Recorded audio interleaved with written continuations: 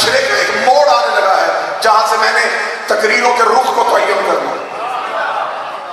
رسول کو صادق ماننا فضیلت، امین فضیلت، رسول ماننا حق،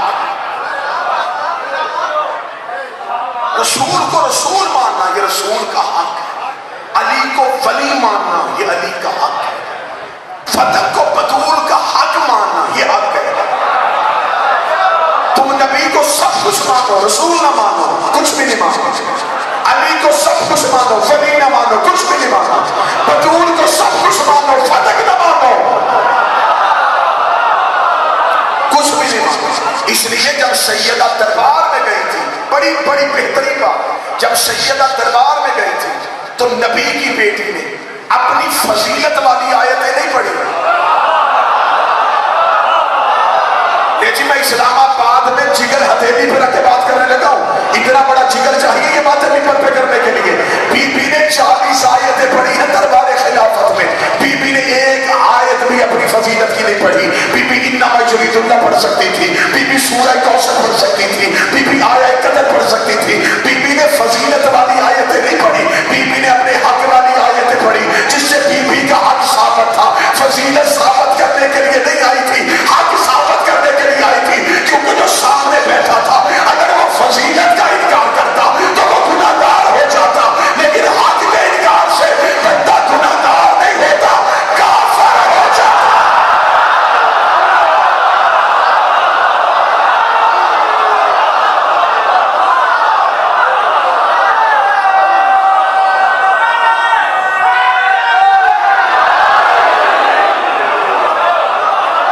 حق کے انکار سے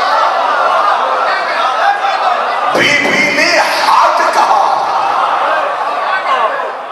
فضیلتیں نہیں منوائی. انہیں کوئی ان کی فضیلت کو نہ مانے تو کہنے کی فضیلت میں کمی آ جائے گی. ان کی بی بی نے دربار میں فضیلت والی آیتیں نہیں پڑھی، حق والی آیت. اللہ نے قرآن میں ان کا حق منوایا. کافر اور ہوتا ہے، فاجر اور ہوتا ہے. کافر کون ہوتا ہے؟ جو اسلام کی حدود کے اندر آئے نا وہ کافر. جو اندر آ کے اندر سے حد کو توڑے وہ فاجر ہے. جو باہر کھڑا ہو اور حدود میں آئی نا وہ کافر ہے. جو آ کے دائرے میں پھر حد کو توڑے وہ فاجر ہے. جس نے باہر سے دیکھا اس نے فضیلت کا انکار کیا، جس نے اندر سے حد کو توڑا اس نے حق کا انکار کیا. کاش کو جملہ یہ کوئی اور پڑھتا اور میں سنتا. بی بی صرف کافر کرنے نہیں آئی تھی، فاجر بھی کرنے آئی. علی کی بیٹی نے شام کے دربار میں کھڑے ہو کے یہ جملہ کہا تھا، اے فاسق و فاجر، تم نے اسلام کی حدود کو توڑا، تم نے ہمارے حق کو تسلیم نہیں کیا. بی بی دربار میں کھڑی، علی کی بیٹی فاتح شام سامنے تخت پہ بیٹھا ہوا، ظاہراً مسلمانوں کا خلیفہ بنا تھا. اب ذرا جنگ دیکھنا علی کی بیٹی. بی بی نے کہا کیوں قتل کیا تو نے میرے بھائی؟ میں فضائل پڑھ رہا. اس نے کہا وہ میرے حق کو تسلیم نہیں کر رہا تھا.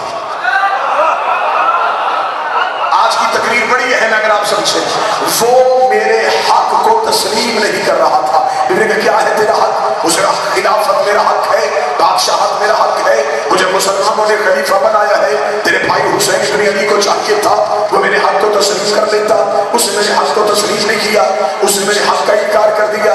اس نے میرے اقتدار کو نہیں مانا، اس نے میرے اختیار کو نہیں مانا، اختیار کا نام مانا تھا.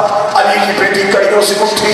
بی بی نے کہا اچھا میرے بھائی نے، میرے خانوادہ نے، ہم نے تیرے اختیار کو نہیں مانا. چل میں تیرے اختیار کو تسلیم کرتی ہوں، میں تجھ سے بحث کرنا چاہتی ہوں، لیکن میں تم سے بحث کرنے سے پہلے تیرے دربار میں یہ روشن دان ہے، ان سے تیز ہوا آ رہی ہے، یہ ہوا میری بات تم تک نہیں پہنچا رہی. اگر تجھ میں طاقت ہے تھوڑی دیر کے لیے ہوا رو. اب ایسے سنا جیسے شیعہ حلالی سوچتے ہیں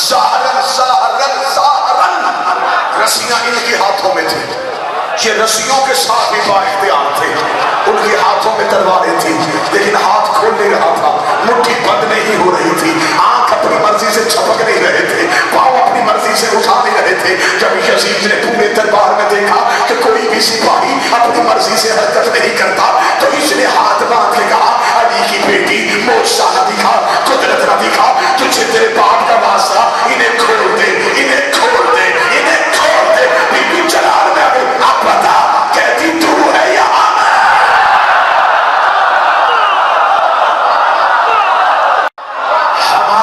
ہمارا حق ہے،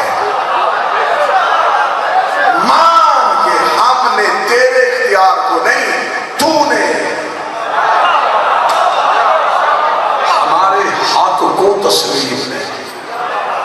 ڈنڈے کی چوٹ پہ ہمارا اعلان ہے خلافت علی کا حق،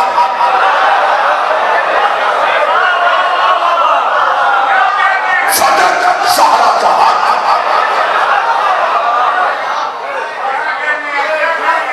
خلافت حسن کا حق،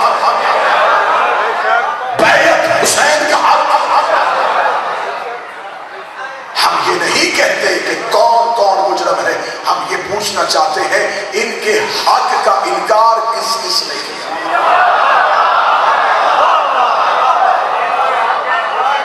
حق چھیننے کی کوشش تو بڑی کی گئی، حق تو آج بھی ان کے پاس ہے،